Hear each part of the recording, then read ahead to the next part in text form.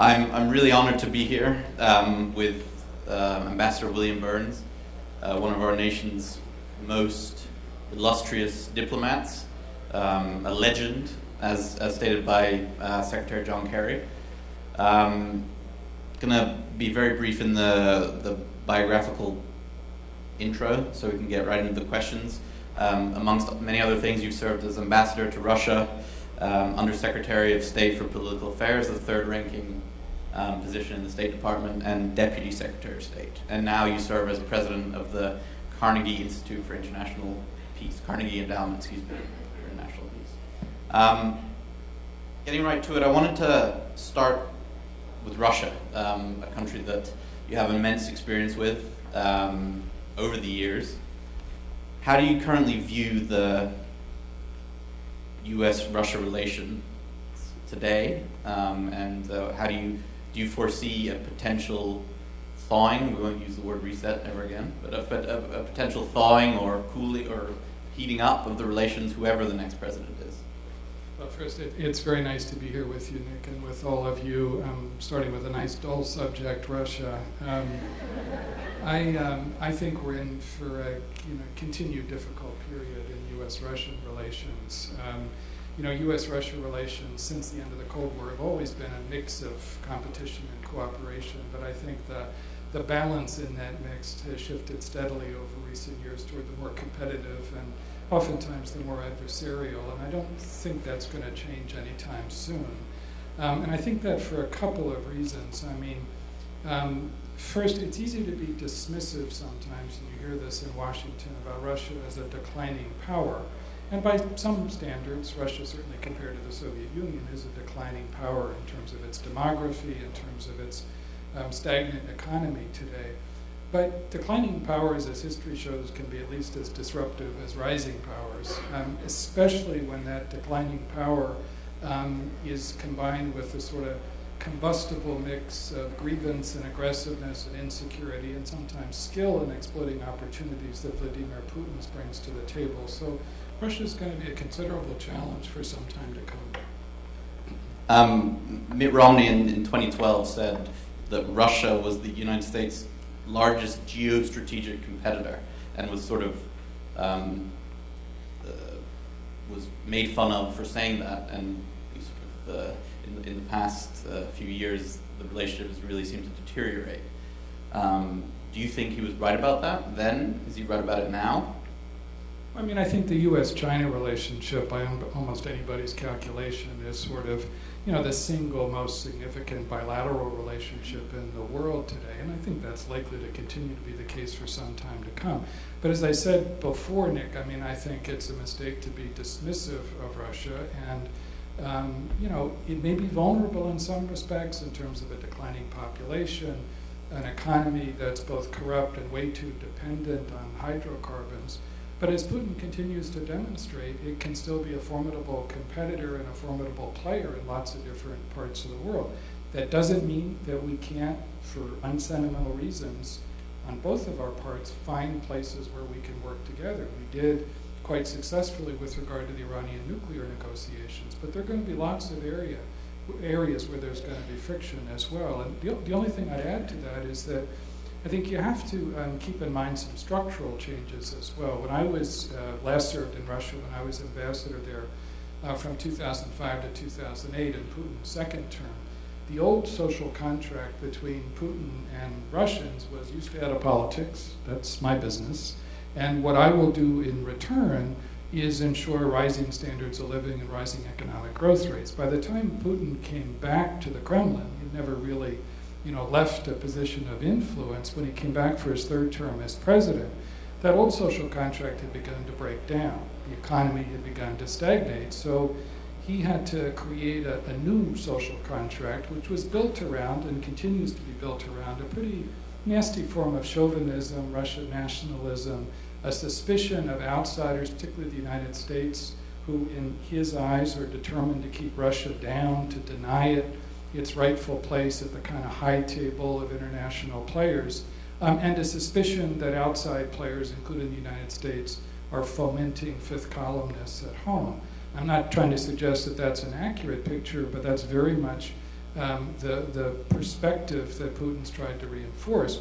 And the second structural change, I think, is that I think his own worldview has hardened over time as well, in the sense that he's become increasingly convinced that there's a pattern out there of American-inspired efforts at regime change, whether it's in the Middle East or in other parts of the world, that ultimately he believes might threaten his own grip on authority in Russia. So both for reasons of cementing domestic control as well as his view of the world around him, I think there have been some structural changes that are going to add to the complexity of U.S.-Russian relations for some time to come. And you dealt with Russia from 2008 to 2012 when Dmitry Medvedev was president, and now since then, before then, when Vladimir Putin was president. Was there a period in 2008 to 2012 where actual things got done in a real sense, more so than now at least, or is that sort of not the case? That's a conventional wisdom at least. No, I think there was a quite serious effort on the part of President Obama early on in the first term of his administration, and Secretary Clinton was very much involved in this at the time, to try again cold-bloodedly and unsentimentally to look for areas in which U.S.-Russian cooperation might produce tangible benefits for both of us. So there were a number of examples in that period. First, the agreement that Russia made to allow sort of logistical access. So when the president decided to surge the American effort in Afghanistan, we could count on, access and transit of, people and materials through Russia. Second, the Iranian nuclear agreement, negotiations in which Russia was a central and constructive player. And third, the New START agreement, which was an important step toward demonstrating responsibility on the part of the United States and Russia to reduce strategic nuclear weapons. So for a period of 2 or 3 years, there was some tangible progress, but that was a temporary phenomenon, the reset. It was meant to try to put relations in a better place than they had been in the immediate aftermath of the war between Russia and Georgia in the summer of 2008. There's never been a lot of economic ballast in the U.S.-Russia relationship. We began to have differences over other issues like Libya, and so the net result was, the wind gradually went out of the sails of that effort at strengthening U.S.-Russia relations at the beginning of President Obama's first term. So switching over to Iran and the nuclear deal that you were an intimate part of. 2 questions. Number 1, did you expect it to happen? Or 3 questions. Did you expect it to happen? Was it a good deal? And what was it like negotiating with the Iranians in Vienna and elsewhere? Well, we go from one dull subject to another. I always thought once we began the quiet talks, which we started with the Omanis in early 2013 in Oman, that a nuclear agreement was possible. And again, the objective of this whole effort was to ensure that Iran did not develop or acquire a nuclear weapon. And President Obama was determined to at least test the proposition that a diplomatic resolution of that issue was possible. So I thought it was possible. I did not think it was inevitable. You have to remember that there were 35 years between the United States and Iran without sustained diplomatic contact, a huge amount of mistrust on both sides, a lot of baggage to try to overcome. But it gradually became apparent in the quiet talks, especially after the Rouhani administration was elected in the summer of 2013, that at least an interim agreement, which would freeze and in some important ways roll back the Iranian nuclear program in return for relatively modest sanctions relief in the interim agreement, that was possible. But again, it didn't make inevitable a comprehensive agreement. Do I think the comprehensive agreement was a good deal? Yes. I think it was certainly the best of the available alternatives. And I've yet to see perfect on the menu of diplomatic negotiations.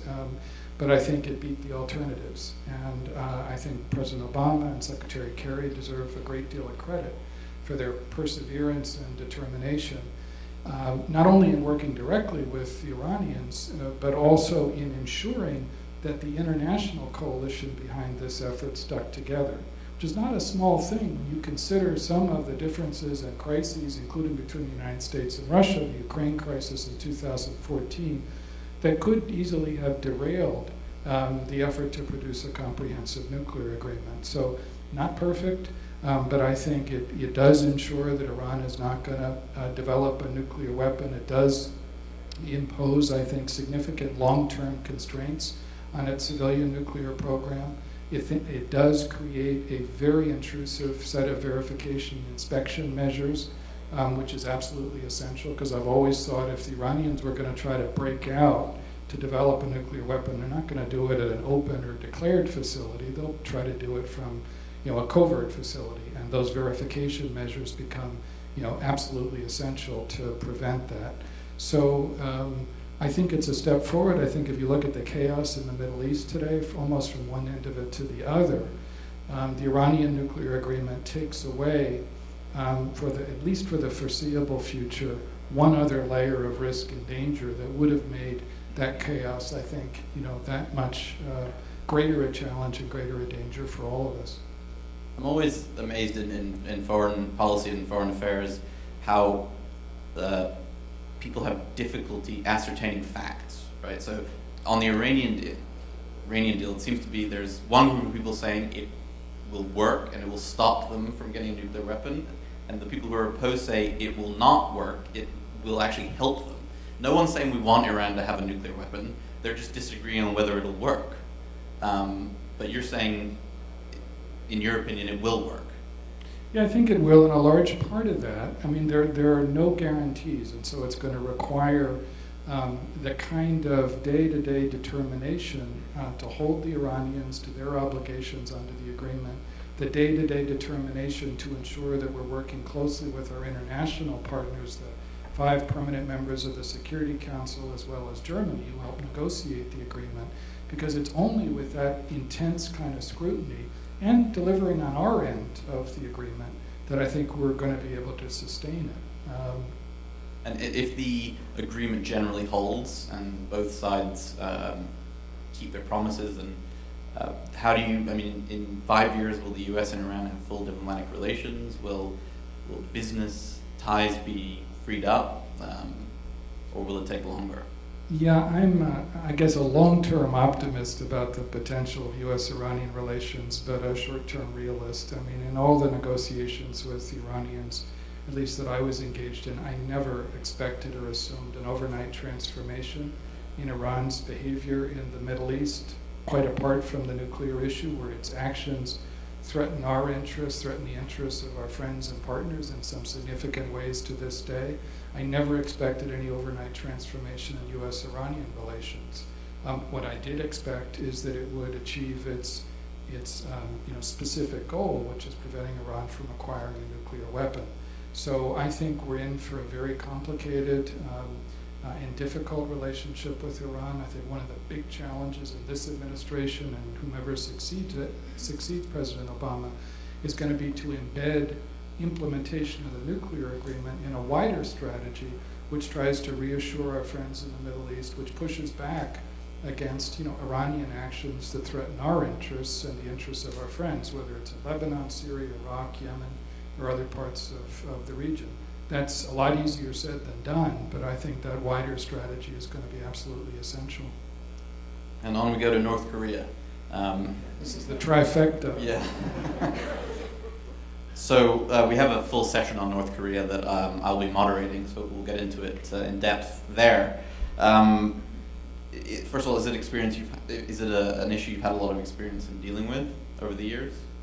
Not an enormous amount of direct experience, but it's certainly, I think, as big a challenge as the next American administration is going to face, and it's probably as big a challenge as our relationship with China is going to face as well, given the weight of Chinese influence over the North Korea issue as well. Because the reality is that on its current trajectory, North Korea is likely to develop the capacity, probably in the first term of the next administration, at least on its current trajectory, of being able to deliver a potential nuclear strike against the continental United States on an intercontinental ballistic missile. And North Korea just engaged in its 5th nuclear test. In recent years, it's done dozens of missile tests. So, the pace of both its missile and nuclear development is really alarming. Is transcontinental missile delivery capability by the North Koreans, sorry to use the term, a red line for a U.S. president? It's an awfully serious threat, potential threat to the United States, which I think will certainly focus the minds of this administration and its successor on the need to find ways in which we can try to change the calculus of a North Korean regime, which has been very, very difficult to deal with. And what that means is looking for ways in which we can increase the leverage that we have, look for ways to tighten sanctions, and to try to impose a cost in addition to being willing to engage directly, so that the same combination of leverage and a willingness to engage directly that helped produce an Iranian nuclear agreement, theoretically at least, needs to be applied in dealing with North Korea. Now, the analogies break down pretty quickly because they're much different societies and different leaderships right now. But I think without that kind of leverage, it's hard to see how you can get very far in diplomacy or in negotiations with North Korea. So now a more softer question. You spent 33 years in government, rose to the highest echelons of U.S. diplomacy, and then you retired from government. What was it like the first day of your retirement? What surprised you the most? What were you surprised? Didn't you expect? And what do you miss about being in the Foreign Service? Well, I discovered that sleep is underrated. I really enjoyed that. I miss a lot of things. I spent 33 years in the Foreign Service, so naturally you miss people. I miss public service, which I always reminds me of the quotation from Teddy Roosevelt that life's greatest good fortune is the chance to work hard at work worth doing. And I was extraordinarily fortunate for 33 years. And I very much enjoy the work I do now with my colleagues at the Carnegie Endowment, which is a global institution. We have 6 centers around the world. We just opened our newest in India last spring. And what we try to do is help ensure at a moment when lots of us are asking questions about American leadership in the world, American engagement in the world. We and many other societies in the world face huge challenges, whether it's in climate or cyber issues, or the whole question of whether or not open political and economic systems really ought to be the driver of human growth, because that's being questioned in lots of societies in the world where there's an effort to sort of close off that kind of space. And so to be able to help people in Washington and in this country see the world not just through the prism of American foreign policy, but as people in other parts of the world see those challenges, I think is a way in which we can try to add some value. There are things I don't miss about government. I miss people, but I don't miss all the meetings that governments inevitably inflict on you, and especially in this week of the UN General Assembly, which I often used to think of as kind of the equivalent of diplomatic speed dating. When you're gone, your 16th meeting of the day, and you're trying to remember, was this the foreign minister of what country? That can wear, even though there are great opportunities to meet, it can wear on you after a while. So we have about 6.5 minutes left. I think we can fit in a few brief questions. If we have a mic, this gentleman here.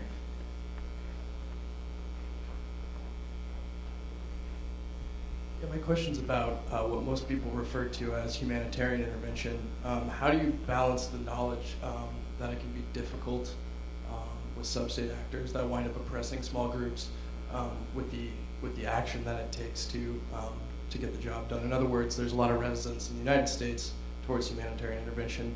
How do you balance those domestic pressures against the need to do something? It's a very good question with some tough trade-offs sometimes, especially in our own society now. After what has honestly been a pretty tough decade and a half since 9/11, 2 very costly and protracted conflicts in Iraq and Afghanistan, a global financial crisis whose consequences are still being felt by lots of Americans as well as people around the world. I think the one thing I would stress is the importance of investment in prevention. We oftentimes in government, and this is a self-criticism as much as anything, we tend to be reactive. And if you look at recent history and you look at the fragility of lots of different states and societies around the world, and we just did this is a shameless advertisement for a report that we just did with a couple of other excellent think tanks in Washington, but to try to emphasize the importance of kind of an ounce of prevention as being worth a pound of cure. So if you look even at relatively small societies like Tunisia in North Africa that went through a revolution and is now struggling to make a success of that post-revolutionary transition, smart application of U.S. assistance in different ways, working in collaboration with the European Union that has a stake in trying to anchor people on the other side of the Mediterranean in a sense of possibility and stability, can go a very long way to ensuring that those fragile situations don't metastasize and become bigger and bigger problems that ultimately are going to cost us and cost others a lot more, and ultimately could require the kind of military interventions that we've seen elsewhere. So I'm a big believer in trying to focus on preventive actions, the use of diplomacy, of development assistance, because the price tag, significant as it sometimes is far less than dealing with situations. Once societies have become brittle and they're broken, and then there's a huge problem. I mean, you see that in Syria today. With the spillover there, a variant on the old Las Vegas adage that what happens in Vegas stays in Vegas. Well, what happens in the Middle East doesn't stay in the Middle East. So you get that kind of spillover that whether it's our allies in Europe or even the United States has to face up to. You're the second person to use that metaphor today. General Petraeus used it this morning, so yeah. Great minds. Yeah. Well, no, I'm not that original a thinker. So. Any other questions?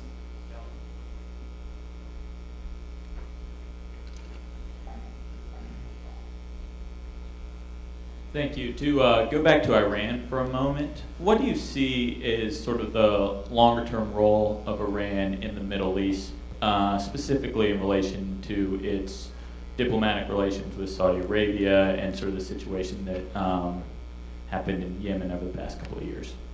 No, another really good question. I mean, Henry Kissinger said a few years ago that the big question is whether Iran's going to remain a revolution, an idea, or see itself more as a nation. And the truth is, for much of the last 35 years, Iran has been a revolutionary, disruptive force in the Middle East. And the question is whether or not it's going to evolve into a proud, nationalistic, ambitious power in the Middle East, but with a stake in rules of the road. And that's still, I think, a question mark right now. And I think just as the nuclear agreement required a combination of leverage and firmness as well as a willingness to engage directly, the same is likely to be true with regard to that longer-term evolution. So there are things that we can continue to do to reassure some of our traditional friends in the region, like the Saudis, in the face of potential external threats from Iran. But over time, I think the hope is that you'll see a region in which at least there's some semblance of stability, some sense that the major regional players have a stake in rules of the road, in which they're not going to disrupt the stability of their neighbors. We're a long ways from that today. It's going to take a lot of work, not just on the part of the United States, but on the part of lots of our partners. But I think that seems to me anyway the frame in which you need to see it. Any more? One quick question here. Got about a minute left.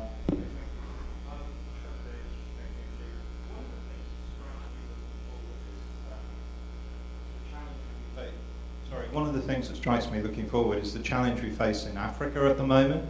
There's mass migration taking place from Syria and coming across into the Mediterranean, but over the next 20 years, the population there is going to go from just over 1 billion to 2.5 billion. There's not really a lot of evidence that the investments that are needed in terms of infrastructure, in terms of trade agreements, in terms of improving good governance, and in terms of creating the enabling environment for people to actually stay in their home country and develop effectively, are really going ahead at the pace that's needed. I mean, from your perspective, what are the changes you would make, and how would you go about getting people to support them? I think it's a question of pace and scale, because I agree with you. I think all the transformations in the Middle East, the new challenges in Europe, almost any direction you look on the compass, the challenge posed by rising China and Asia oftentimes tend to squeeze out the kind of sustained long-term attention that you need to deal with those kind of challenges. Because you're right, if the current migration crisis seems serious, just wait until you have a situation in which the population of the continent of Africa has doubled. So I think what that means is, over the last the last three administrations, going back to the Clinton administration, the Bush 43 administration, and the Obama administration, I think there's been a bipartisan interest in this country in addressing some of those issues. AGOA and the issue of opening up trade opportunities, the infrastructure projects launched by the Obama administration, the PEPFAR initiative, which has contributed to some pretty significant inroads in terms of health and health security in Africa. They require not only sustained support, but I think even expansion over time. And obviously they require working with partners on the ground, with local governments who are committed to trying to take full advantage of those kind of steps. But where we find those kind of partners, and they certainly exist across Africa now, who are willing to take on problems of poor governance, of corruption, then they deserve the kind of support we've been providing, and they deserve an expansion of that kind of support if we can muster the long-term will to do it. So please join me in thanking Ambassador Burns for a great conversation. Thank you.